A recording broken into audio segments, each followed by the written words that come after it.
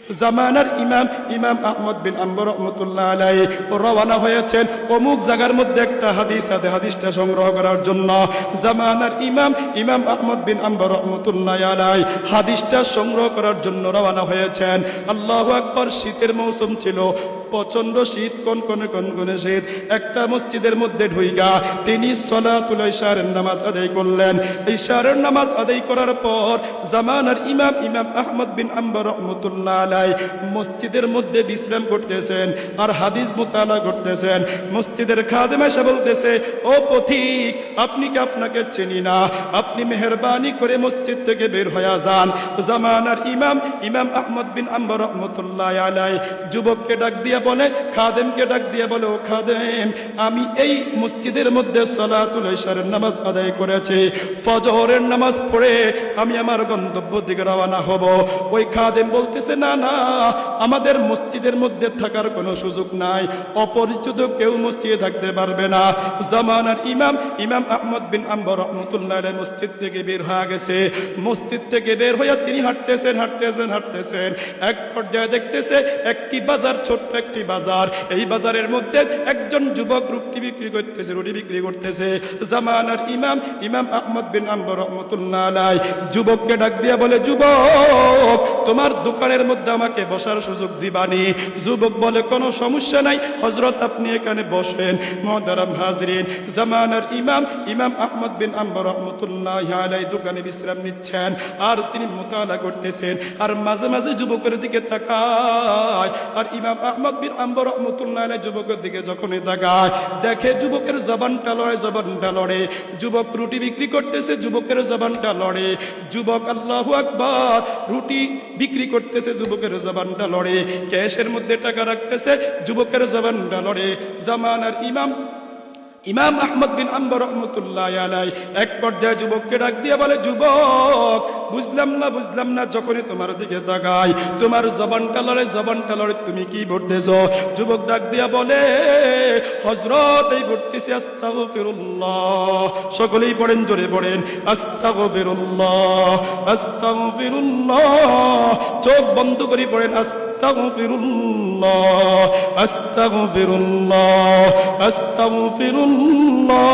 যুবক ডাক দিয়ে বলে, হযরত, আমি ইস্তেগফার পড়তেছি। আল্লাহু আকবার। জামানার ইমাম ইমাম আহমদ বিন হাম্বল রাহমাতুল্লাহ আলাইহি যুবককে ডাক দিয়ে বলে, যুবক, ইস্তেগফারের কারণে তুমি কি লাভ, তুমি কি উপার্জন করেছো? ইস্তেগফারের কারণে রব্বুল আলামিন তোমাকে কে দিয়েছে? যুবক ডাক দিয়ে বলে, হযরত, আমি প্রাপ্তবয়স্ক হওয়ার পর আমি ইস্তেগফারের আমল করেছি। আল্লাহ পাক রব্বুল আলামিনের কাছে আমি যখন যা চেয়েছি, রব্বুল আলামিন আমাকে ইস্তেগফারের বদৌলতে তাই দান করে দিছে। এরপরে যুবক ডাক দিয়ে বলে, হযরত, আমার যত আশা ছিল, যত আকাঙ্ক্ষা ছিল, আল্লাহ পাক রব্বুল আলামিন সকল আকাঙ্ক্ষা পূরণ করছেন, কিন্তু একটা আকাঙ্ক্ষা এখনো বাকি আছে, সেটা এখনো পূরণ হয় নাই। জামানার ইমাম ইমাম আহমদ বিন হাম্বল রাহমাতুল্লাহ ডাক দিয়া বলে, যুবক, তোমার কোন আকাঙ্ক্ষা এখনো বাকি আছে? যুবক ডাক দিয়া বলে, হযরত, শুনেছি অমুক জায়গার মধ্যে, আল্লাহু আকবার, জামানার ইমাম ইমাম আহমদ বিন হাম্বল রাহমাতুল্লাহ আলাইহি আছে, অনেক বড় আলেম, জগৎ বিখ্যাত ইমাম। আমার বড় আশা আমি ওই ইমামের সাথে মুলাকাত করব। এখনো পর্যন্ত এই ইমামের সাথে মুলাকাত করার সুযোগ হয় নাই। এই কথা যখন বলল, মুহতারাম হাজরিন, জামানার ইমাম ইমাম আহমদ বিন হাম্বল রাহমাতুল্লাহ আলাইহি বুঝতে বাকি নাই, এই যুবকটা যদি ওনাকে পথে রুটি বিক্রি করতেছে, ছোট্ট একটা দোকানে বসে ইস্তেগফার করতেছে, ইস্তেগফারের কারণে ওই যুবক আল্লাহ পাক রব্বুল আলামিনের কাছে তো পছন্দনীয় বান্দা। আল্লাহ পাক রব্বুল আলামিন যুবকের সকল আকাঙ্ক্ষা পূরণ করছে। যুবকের শেষ ইচ্ছা পূরণ করার জন্য যুবকের 1 টাকাও লাগে না, 1 পয়সাও লাগে নাই। আমিও তো সেই ইমাম, এই ইমামটাকে আল্লাহ তাআলা যুবকের কাছে পাঠায়া দিছে। ও মুহতারাম হাজরিন, জামানার ইমাম ডাক দিয়া বলে, আমি হইলাম সেই ইমাম ইমাম আহমদ বিন হাম্বল। যুবক সাথে সাথে চোখের পানি ছেড়ে দিয়ে বলল, হযরত, ইস্তিগফারের কারণে আজকে আল্লাহ পাক রব্বুল আলামিন আমার সকল আকাঙ্ক্ষা পূরণ করেছেন। এজন্য মুহতারাম হাজরিন, আল্লাহর নবী বিশ্বনবী জনাবে রাসূলুল্লাহ সাল্লাল্লাহু আলাইহি ওয়াসাল্লাম বলেন, মান লাজিমাল ইস্তিগফার জাআলাল্লাহু লাহু মিন কুল্লি দাইকিন মাখরাজা ওয়া মিন কুল্লি হাম্মিন ফারাজা ওয়া রাযাকাহুল্লাহু মিন হাইসু লা ইয়াহতাসিব। ইস্তিগফারের এক নম্বর লাভ, আল্লাহ পাক রব্বুল আলামিন আমাদের সকল সংকট দূর করে দিবেন, সকল পেরেশানি দূর করে দিবেন, দুশ্চিন্তা দূর করে দিবেন, রিজিকের ব্যবস্থা করে দিবেন। ইস্তিগফারের বদৌলতে আল্লাহ পাক রব্বুল আলামিন আমাদেরকে মুস্তাজাব দাওয়াত বানা দিবেন। আল্লাহ পাক রব্বুল আলামিনের কাছে আপনার আরজিগুলো পেশ করতে দেরি আল্লাহ পাক রব্বুল আলামিন আপনার আকাঙ্ক্ষাগুলো পূরণ করতে দেরি করবে না। তবে ইস্তিগফারের 12 নম্বর লাভ হইল আল্লাহ পাক রব্বুল আলামিন আমাদের অন্তরকে পরিষ্কার করে দিবেন, অন্তরকে পবিত্র করে দিবেন। আল্লাহর নবী বিশ্বনবী জনাবে রাসূলুল্লাহ সাল্লাল্লাহু আলাইহি ওয়াসাল্লাম বলেন, যখন কোন ব্যক্তি গুনাহ করে নাফরমানি করে, তখন তার অন্তরের মধ্যে একটি কালো দাগ পড়ে যায়। আবার যখন গুনাহ করে আরেকটি কালো দাগ পড়ে যায়, আবার যখন গুনাহ করে আরেকটি কালো দাগ পড়ে যায়। গুনাহ করতে করতে করতে করতে বান্দার অন্তরটা কালো হয়ে যায়, কুচ্ছিত হয়ে যায়। তখন তার কাছে আর নামাজ ভালো লাগে না, তার কাছে আর রোজা ভালো লাগে না, তার কাছে আর মাওলা পাকের জিকির ভালো লাগে না, তার কাছে গান বাজনা শুনতে ভালো লাগে, তার কাছে ইয়াবা সেবন করতে ভালো লাগে, তার কাছে অশ্লীল আর বিহয়পনা করতে ভালো লাগে, নাটক দেখতে ভালো লাগে, চিবাংলা দেখতে ভালো লাগে, রবের যত নাফরমানি আছে সব কিছু করতে তার কাছে ভালো লাগে। আওয়াজ দিয়া বলেন ঠিক ঠিক না? এই জন্য আল্লাহর নবী বলেন, যখন কোন ব্যক্তি গুনাহ করেন, গুনাহ করার পরে তার অন্তরের মধ্যে একটি কালো দাগ পড়ে যায়, আবার যখন গুনাহ করার একটি কালো দাগ পড়ে যায়, আবার যখন গুনাহ করার একটি কালো দাগ পড়ে যায়, এই আল্লাহু আকবার, এই নাফরমান বান্দা যখন পড়ে আস্তাগফিরুল্লাহ আস্তাগফিরুল্লাহ, যখন অন্তরকে নরম কইরা চোখকে বন্ধ করিয়া গুনার প্রতি অনুতপ্ত হয়, তখন আল্লাহ পাক রব্বুল আলামিন আস্তে আস্তে তার অন্তরটাকে পরিষ্কার করে দেন, তার অন্তরটাকে আল্লাহ পাক রব্বুল আলামিন পবিত্র করে দেন। এই জন্য ইস্তিগফার বেশি বেশি করতে হবে, তাওবা বেশি বেশি করতে হবে, আল্লাহ পাক রব্বুল আলামিনের জিকির বেশি বেশি করে করতে হবে। আল্লাহ পাক রব্বুল আলামিন বলেন, ইয়াউমা লা ইয়ানফাউ মালুন ওয়ালা বানুন ইল্লা মান আতাল্লাহা বিকলবিন সালিম। আল্লাহ পাক রব্বুল আলামিন বলেন, আল্লাহু আকবার, কিয়ামতের ময়দানে অর্থ সম্পদ কাজে আসবে না, সন্তান সন্ততি কাজে আসবে না, তবে যেই ব্যক্তি পরিশুদ্ধ একটা অন্তর নিয়ে কবরে যাইতে পারবে, ওই ব্যক্তিকে আল্লাহ পাক রব্বুল আলামিন জান্নাত দান করে দিবেন। এই অন্তর, আমার অন্তর আছে না, এই অন্তরটাকে পরিষ্কার রাখতে হবে, পবিত্র রাখতে হবে। এই অন্তরটা পরিষ্কার কখন হয়, পবিত্র কখন হবে? যখন আপনি বেশি বেশি করে মাওলা পাকের জিকির করেন।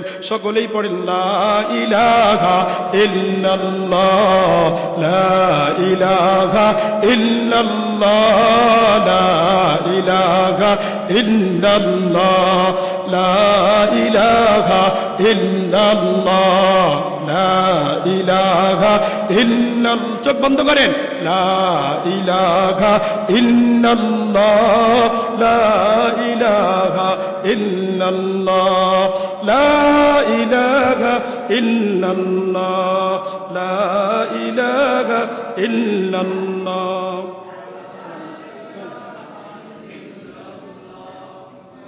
লা ইলাহা ইল্লাল্লাহ, লা ইলাহা ইল্লাল্লাহ, জোরে লা ইলাহা ইল্লাল্লাহ, লা ইলাহা, অন্তর নরম করি, লা ইলাহা ইল্লাল্লাহ, লা ইলাহা ইল্লাল্লাহ, লা ইলাহা ইল্লাল্লাহু মুহাম্মাদুর রাসূলুল্লাহ। এই জিকিরটা 10 মিনিট 5 মিনিট আপনি যদি গভীর রজনীতে করতে পারেন, এটার ফায়দা কত প্রকার ও কি কি, যেদিন জিকিরটা করবেন সেদিন আপনি বুঝতে পারবেন। নগদে বুঝতে পারবেন, কি নগদে বুঝতে পারবেন। এই জন্য মুহতারাম হাজিরিন, আল্লাহর নবী বিশ্বনবী জনাবে রাসূলুল্লাহ সাল্লাল্লাহু আলাইহি ওয়াসাল্লাম বলছেন, ইয়া আইয়ুহান নাস আফশুস সালাম ওয়া আতিমুত তাআম ওয়াসিলুল আরহাম ওয়া সাল্লু বিল লাইলি ওয়ান নাসু নিয়াম তাদখুলুনাল জান্নাতা বিসালাম। এই জন্য আল্লাহর নবী বিশ্বনবী জনাবে রাসূলুল্লাহ সাল্লাল্লাহু আলাইহি ওয়াসাল্লাম বলছেন, ইয়া আইয়ুহান নাস, হে লোক সকল, আফশুস সালাম, তোমরা সালামের প্রচার প্রসার করো, একে অপরকে সালাম দাও। সন্তান মাতা পিতাকে সালাম দিবে, মাতা পিতা সন্তানদেরকে সালাম দিবে, জামাই শ্বশুর মিয়াকে সালাম দিবে, শ্বশুর মিয়া জামাইকে সালাম দিবে, জামাই শাশুড়িকে সালাম দিবে, শাশুড়ি জামাইকে সালাম দিবে। এই জন্য আল্লাহর নবী বিশ্বনবী জনাবে রাসূলুল্লাহ যখনই ছোট ছোট বাচ্চাদেরকে দেখতেন, আল্লাহর রাসূল বলতেন, আসসালামু আলাইকুম ওয়া রাহমাতুল্লাহি ওয়া বারাকাতুহু। এই জন্য 1 নম্বর সালামের প্রচার প্রসার করা, 2 নম্বর ওয়াতাইমুত তাআম, আত্মীয় স্বজন পাড়া প্রতিবেশী যারা আছে, দিন আছে, অসহায় আছে, অনাথ আছে, তাদেরকে খানা খাওয়ানো। 3 নম্বর ওয়াসিলুল আরহাম, আত্মীয়তার বন্ধন রক্ষা করতে হবে। 4 নম্বর ওয়াসাল্লু বিল্লাইলি ওয়ান নাসু নিয়াম, যখন সমস্ত মানুষ যখন ঘুমের মধ্যে বিভোর থাকবে, ঘুমের মধ্যে বিভোর থাকবে, আপনি 2-4 রাকাত তাহাজ্জুদের নামাজ পড়িয়া মাওলা পাকের জিকির করবেন। এরপরে মাওলা পাককে ডাক দিয়া বলবেন, ওগো মালিক, আমার মতো নাফরমান কেউ না, আমার মতো নালায়েক কেউ নাই, আমার মতো গুনাহগার কেউ নাই। ওগো মালিক, আপনি আমার জীবনের সমস্ত গুনাহগুলো আপনি মাফ করে দিন। এই 4টি কাজ যখন আপনি করবেন, আল্লাহ পাক রব্বুল আলামিন আপনাকে নিরাপদে জান্নাতে প্রবেশ করার সুযোগ করে দিবেন। মুহতারাম হাজরিন, জান্নাতে যাওয়ার আল্লাহু আকবার তওবা এবং ইস্তেগফার পাঠকারী কিয়ামতের দিন তার আমলনামা দেখে আনন্দিত হবে। ক্বালান নবী সাল্লাল্লাহু আলাইহি ওয়াসাল্লাম, মান আহাব্বা আন তাসুররু সুইবাদাহু ফালইউকসির ফিহা মিনাল ইস্তিগফার। কিয়ামতের ময়দানে আমরা সকলে চাই কি চাই না যে আমার সহিবা দেখে আমি সন্তুষ্ট হয়ে যাব, আমার আমলনামা দেখে আমি সন্তুষ্ট হয়ে যাব। আল্লাহর রাসূল বলেন, যারা চায় কিয়ামতের ময়দানে আমলনামা দেখে সন্তুষ্ট হবে, তারা যেন বেশি বেশি করে ইস্তেগফার করে, বেশি বেশি কি করে? ইস্তেগফার করে।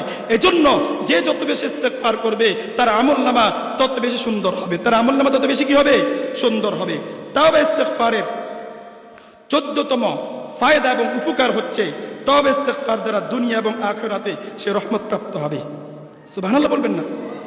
আগে তো বলছি আখিরাতের কথা, এখন আল্লাহ তাআলা বলেন, قال يا قوم لم تستعجلون بالسيئات قبل الحسنه لولا تستغفرون الله لعلكم ترحمون। যখন আমরা ইস্তেগফার করব, আল্লাহ পাক রব্বুল আলামিন দুনিয়াতেও আমাদেরকে কল্যাণ দান করে দিবেন, পরকালেও আল্লাহ তাআলা আমাদেরকে রহমত প্রাপ্ত করে দিবেন। বলেন সুবহানাল্লাহ।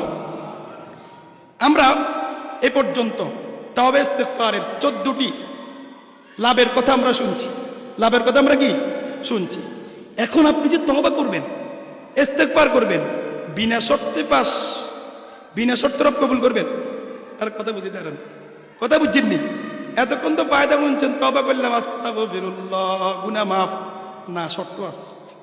কি আছে? শর্ত পূরণ করলেন আপনার তওবা কবুল হবে। কথা বুঝিতে পারি নাই? এখন আমরা শর্ত নিয়ে আলোচনা করব। 1 নম্বর শর্ত হইল গুনাহের স্বীকৃতি। গুনাহের কি স্বীকৃতি? আপনি যে গুনাহ করছেন, নাফরমানি করছেন, রবের দরবারে বলতে হবে, রব আমি তো গুনাহ করেই ফেলছি, আমি গুনাহগার, বাস্তবিক কি গুনাহগার। 1 নম্বর গুনার কথা কি করতে হবে? স্বীকার করতে হবে। এরপর 2 নম্বর, ওগো মালিক গুনাহ হয়ে গেছে, আমি লজ্জিত, আমি লজ্জিত। রবের কাছে কি হইতে হবে? আপনার মাথাকে নামাইতে হবে। কি না কি করতে হবে? মাঝে মাঝে শুনেন না কেউ কেউ বক্তব্য, আমার তো কোনো গুনাহই নেই, নাউজুবিল্লাহ করেন না। এই জন্য আমার দোয়ারও দরকার নেই, ইস্তেগফারও দরকার নেই। এক মাহফিলে একজনে বক্তব্য দিছিল আর কি, আমার কোনো কি নেই, গুনাহ নেই, জন্য দোয়ারও দরকার নেই। নাউজুবিল্লাহ করবেন না। তাহলে তাওবা ইস্তেগফারের কবুল হওয়ার জন্য 1 নম্বর শর্ত, 1 নম্বর শর্ত কি? গুনাহের স্বীকৃতি দিতে হবে। রব আমি গুনাহগার, আমি নাফরমান, আমি অনেক গুনাহ করেছি, 1 নম্বর স্বীকৃতি। 2 নম্বর, আমি গুনাহগার, আমি লজ্জিত, আমি গুনাহগার, আমি কি লজ্জিত। রবের কাছে কি হইতে হবে? আপনাকে লজ্জিত হইতে হবে, নত হইতে হবে।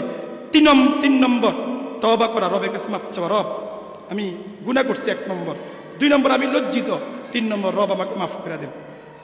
সুবহানাল্লাহ, কত সুন্দর না? 1 নম্বর কি বলেন? রব আমি গুনাহ করছি, বলেন রব আমি গুনাহ করছি, বলেন রব আমি কি করছি। 2 নম্বর, রব আমি গুনাহ করার কারণে আমি লজ্জিত, আমি কি লজ্জিত। নাম্বার 3, রব আমাকে মাফ করে দেন। রব আমি কি করে দেন, রব বলবেন যাও আমি মাফ করে দিলাম। আরো জোরে বলেন না, আবার বলেন, আবার বলেন। 1 নম্বর, রব আমি গুনাহ করছি, বলেন রব আমি গুনাহ করছি, জোরে জোরে, রব আমি গুনাহ করছি।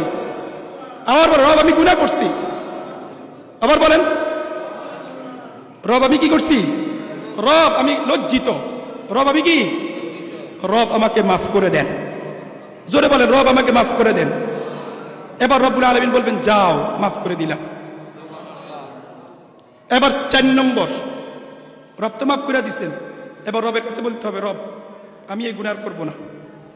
কি বলতে হবে, রব আমি অমুক গুনাহতে লিপ্ত ছিলাম, করেছি, মাফ চেয়েছি, আমি আর ওই গুনাহ করব না। তাহলে 4র্থ নম্বর অঙ্গীকার কি বলেন, গুনাহ না করার অঙ্গীকার, গুনাহ না করার কি অঙ্গীকার।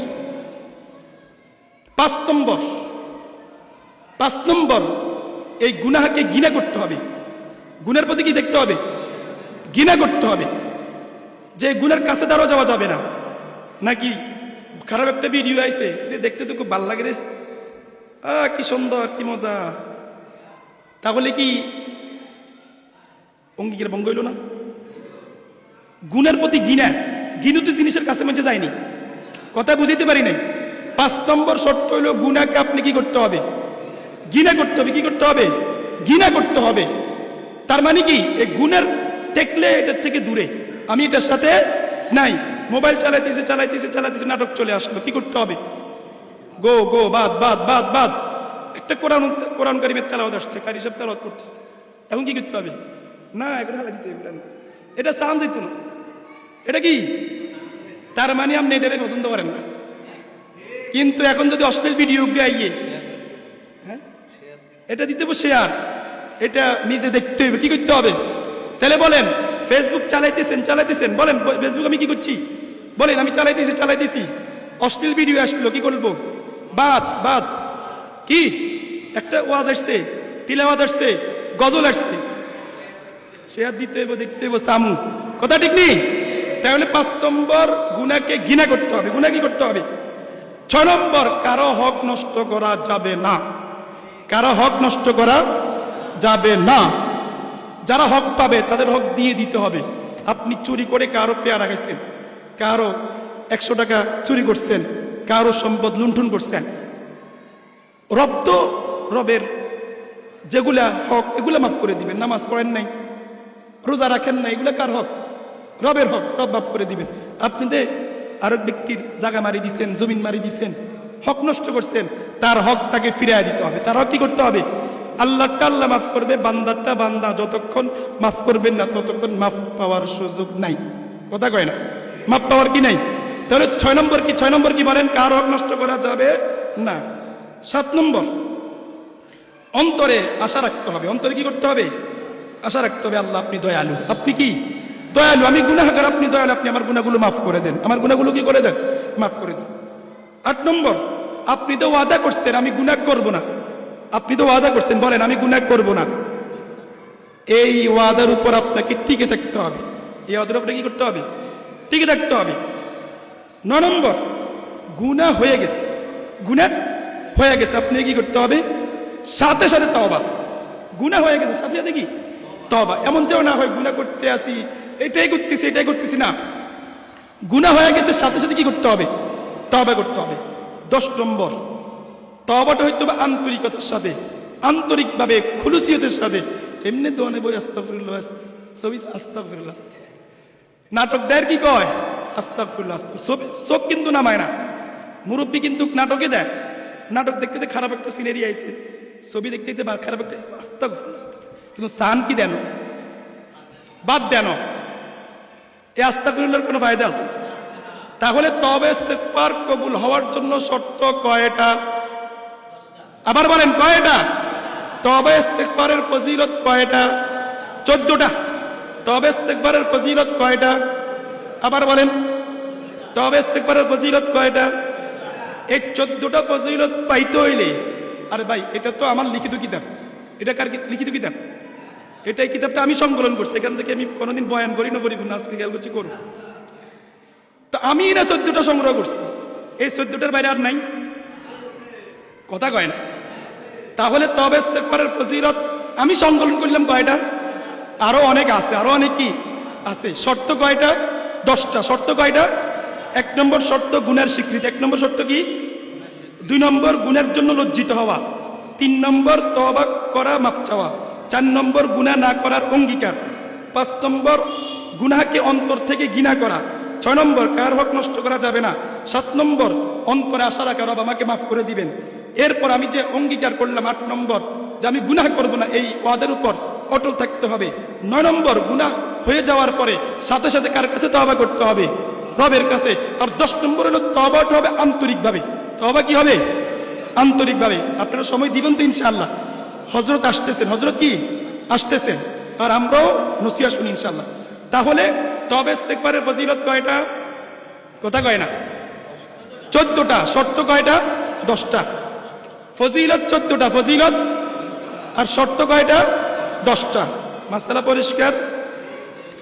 এবার অনেক দোয়া আছে না, তওবা ইস্তেগফারের দোয়া আসেনি? কিছু দোয়া আমরা পড়ি, সকলে পড়েন। রব্বানা আতিনা ফিদ দুনিয়া হাসানা ওয়া ফিল আখিরাতি হাসানা ওয়া কিনা আযাবান নার। সকলে পড়েন রব্বানা আতিনা ফিদ দুনিয়া হাসানা ওয়া ফিল আখিরাতি হাসানা ওয়া কিনা আযাবান নার। মুখস্থ করেন, মুখস্থ করেন ক্লাস। রব্বানা, রব্বানা আতিনা ফিদ দুনিয়া হাসানা ওয়া ফিল আখিরাতি হাসানা ওয়া কিনা আযাবান নার। রব্বানা যালামনা আনফুসানা ওয়া ইল্লাম তাগফির লানা ওয়া তারহামনা লানাকুনান্না মিনাল খাসিরিন। এই আমার এই কিতাবের মধ্যে আমি কোরআনে বর্ণিত, হাদিসে বর্ণিত দোয়া প্রায় 27টা উল্লেখ করছি। কয়টা? এখন কি সবগুলো বলা যাবে নি? বলা যেত। আরেকটা পড়ি। রব্বিগফির ওয়ারহাম ওয়া আনতা আরহামুর রাহিমিন। 27টা অনেক দোয়া আছে, কোরআনে বর্ণিত অনেক দোয়া, ইস্তেগফার আছে। আমরা এগুলো পড়বো ইনশাআল্লাহ। আল্লাহ রাসূল বলছেন, মান ক্বালা আস্তাগফিরুল্লাহাল আযীম আল্লাযী লা ইলাহা ইল্লা হুয়াল হাইয়ুল কাইয়্যুম ওয়া আতুবু ইলাইহি। আল্লাহ রাসূল বলেন, এই ইস্তেগফারটি যে ব্যক্তি 3 বার পড়বে, আল্লাহ পাক রব্বুল আলামিন সে যদি যুদ্ধের ময়দান থেকেও পলায়ন করে তার গুনাহ রব মাফ করে দিবেন। তাহলে আল্লাহ রাসূল বলছেন যে ব্যক্তি ইস্তেগফারটি কয়বার পড়বে? 3 বার। যুদ্ধের ময়দান থেকে পলায়ন করার পরে যে গুনাহ হয়, এই গুনাহ আল্লাহ তাআলা কি করবেন? মাফ করে দেন। সকলে 3 বার পড়েন। আস্তাগফিরুল্লাহাল্লাযী লা ইলাহা ইল্লা হুয়াল হাইয়ুল কাইয়্যুম ওয়া আতুবু ইলাইহি লা হাওলা ওয়ালা কুওয়াতা ইল্লা বিল্লাহিল আলিয়্যিল আযীম। আস্তাগফিরুল্লাহাল্লাযী লা ইলাহা ইল্লা হুয়াল হাইয়ুল কাইয়্যুম ওয়া আতুবু ইলাইহি লা হাওলা ওয়ালা কুওয়াতা ইল্লা বিল্লাহিল আলিয়্যিল আযীম। আস্তাগফিরুল্লাহাল্লাযী لا إله إلا هو الحي القيوم وأتوب إليه لا حول ولا قوة إلا بالله العلي العظيم। এবার সংক্ষেপে তওবা ইস্তেগফার দ্বারা কি কি লাভ হতে পারে আরো সংক্ষেপে বলবো, মুখস্থ করবেন তো ইনশাআল্লাহ। তওবা ইস্তেগফারের উপকারিতা সংক্ষিপ্ত আকারে।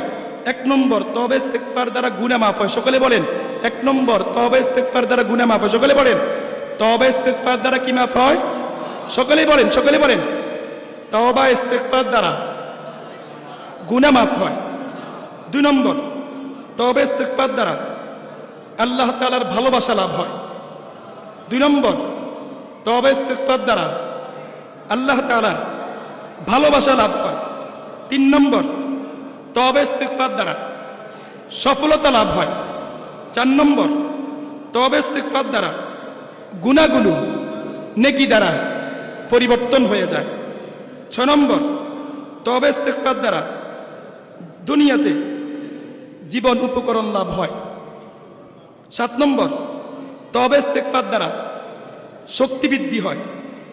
9 নম্বর, তওবা ইস্তেগফার দ্বারা দোয়া কবুল হয়। সকলে বলেন, তওবা ইস্তেগফার দ্বারা দোয়া কবুল হয়। 10 নম্বর, তওবা ইস্তেগফার দ্বারা আল্লাহ তাআলার আযাব থেকে, রাগ থেকে বাঁচা যায়।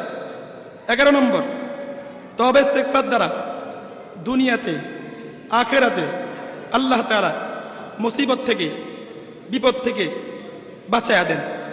এইভাবে অনেকগুলো লাভ আছে, অনেকগুলো কি আছে, লাভ আছে। তাহলে আমাদের কি করতে হবে? সর্বপ্রথম কি পাইলাম? আজকের আলোচনার সর্বশেষ কি পাইলাম? বলেন, রবের কাছে ফিরে যেতে হবে। কার কাছে? সকলে বলেন, কার কাছে ফিরে যেতে হবে? এমনি একদিন জান লাগবো নাকি? একদিন জান লাগবো নি? আমরা কি একদিন ছিলাম? একদিন ছিলাম, এখন আবার যেতে হবে নি? কার কাছে? কার কাছে? আল্লাহ তাআলা বলছেন, আফাহাসিবতুম আন্নামা খালাকনাকুম আবাসান ওয়া আন্নাকুম ইলাইনা লা তুরজাউন। আমাদেরকে কার কাছে যেতে হবে? কার কাছে? রবের কাছে যেতে হবে। আমরা দুনিয়াতে ছিলাম না, এখন আছি, আবার থাকবো না।